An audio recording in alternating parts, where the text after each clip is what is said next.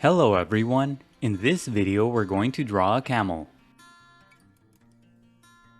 Start by drawing a circle as a guide for the front part of the body. To draw the circle, first make two small marks to indicate the circle's length, and then on the sides make two more small marks to indicate the circle's width. Then connect the marks using curved lines to finish the shape of the circle. Sketch lightly at first so that it's easy to erase if you make a mistake. Also, pause the video to draw at your own pace. The circle doesn't have to be perfect, but if you're having trouble drawing it, just trace the outer edge of a coin, a bottle cap, or anything else with a circular edge. To the left, draw another circle as a guide for the back portion of the body. Use the 4 marks method to draw this circle too. First make 4 small marks to indicate the sides of the circle, and then connect the marks using curved lines to finish the shape of the circle. This circle should be smaller than the first circle. On the top right side, draw a small circle as a guide for the head. Use the 4 marks method to draw this circle as well. This circle should be about 1/4 the size of the first circle. Camels have long necks, so don't draw this circle too close to the body. To the right of the head circle, draw a curved line as a guide for the muzzle. This line should be similar to an arc on its side. On the top left side of the head, draw a very small arc as a guide for the ear. Under the first circle, draw a long angled line as a guide for the front leg. Bend the line near the middle to indicate a joint, and then again at the bottom for the foot. Camels have long legs, so make this line long. To the right, draw another angled line as a guide for the other front leg. Bend the line to indicate the joint and the foot. Under the circle on the left, draw another long angled line as a guide for the hind leg. Bend the line near the middle to indicate a joint, and again at the bottom for the foot. The line for the hind leg should be longer than the line for the front leg. To the right, draw another long angled line as a guide for the other hind leg. Bend the line to indicate the joint and foot. Connect the head to the body using curved lines to create the guide for the neck. The top line should dip low near the bottom.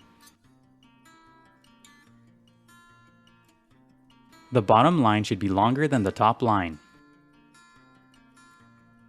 Connect the body circles at the top using a curved line to create the guide for the hump. This line should be similar to a small hill. The more you curve this line, the bigger the hump will be. Connect the circles at the bottom using a smaller curved line to finish the guide for the torso. And that's it for the guidelines. Now let's start on the final drawing. Inside the head, on the top right side, lightly sketch a small oval for the eye. Pay attention to the size of the eye in relation to the head. When you get the size and position of the eye right, darken the shape. Make the sides of the shape pointier for the corners of the eye. Draw a few short lines along the top part of the eye for the eyelashes. Make the top edge of the eye darker. Make the eyelashes longer on the right side. Inside the eye, off to the side, draw a tiny circle for a highlight. In the middle of the eye, draw a small oval and shade it in for the pupil. Now shade the rest of the eye.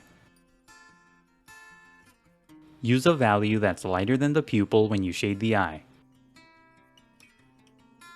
As you shade the eye, don't overlap the tiny highlight circle. Draw a few curved lines around the eye for the eyelid and wrinkles. Keep these lines close to the shape of the eye. Higher above the eye, draw a short curved line for the thick brow. Inside the muzzle, near the tip, draw a couple of curved lines for the nose. Make the right side of the nose pointy. The shape of the nose should be similar to a drop of water. Draw a thick line inside the nose for the nostril. Under the nose, draw a line that curves to the left for the mouth. Follow the path of the initial arc as you draw the front part of the mouth. Make the line for the mouth wavy. The left side of the mouth should extend toward the head circle. Under the mouth, draw a short curved line for the lower lip. Draw a few more short lines for the chin and jaw. Follow the basic path of the initial arc as you draw these lines. Use the small arc on the top left side of the head as a guide to draw the ear.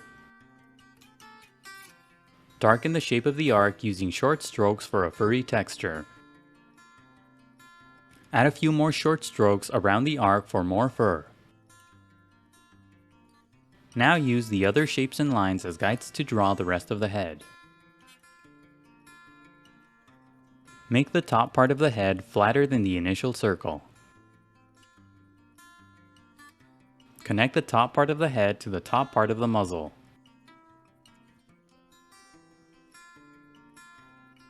Make the bottom part of the head thinner than the initial arc. Follow the path of the initial circle as you draw the lower jaw. Use a series of short strokes to create a furry texture.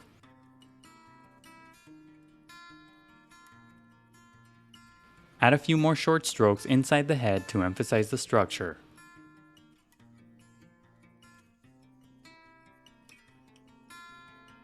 Use the second line from the right that's under the body as a guide to draw the front leg. First, lightly sketch the shape of the leg around the guideline. The top part of the leg should be inside the body. Make the top part of the leg wide and then gradually make it thinner toward the bottom. Draw a couple of short curved lines where the guide bends to emphasize the joint. Keep the edges close to the guideline so that the overall shape of the leg is thin. At the bottom, curve the shape to the right to create the foot. When you get the shape of the leg right, darken the lines. Follow the path of the guideline as you draw the leg. Make the shape of the foot wide and curved. Draw a couple of curved lines on the right side of the foot for the toes and nails. Use the line on the right as a guide to draw the other front leg the same way. First, lightly sketch the shape of the leg around the guideline. Curve the leg where the guide bends to emphasize the joint. At the bottom, make the shape of the foot wide. When you get the shape of the leg right, darken the lines. The overall shape of the leg should be thin. On the right side of the foot, draw a couple of short curved lines for the toes and nails. Draw a few short lines near the middle of the legs for the wrinkles on the joints. Now use the line on the far left side as a guide to draw the hind leg. Just like with the front legs, first, lightly sketch the shape of the leg around the guideline. The top part of the hind leg should be thicker than the top part of the front leg. Follow the path of the guideline as you draw the shape of the leg. Curve the middle part of the leg to create the joint.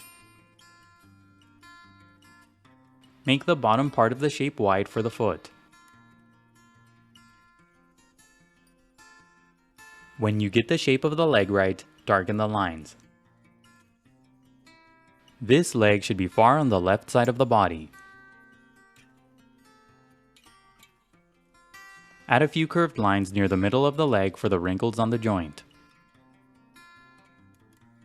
Draw a couple of short curved lines near the tip of the foot for the toes and nails.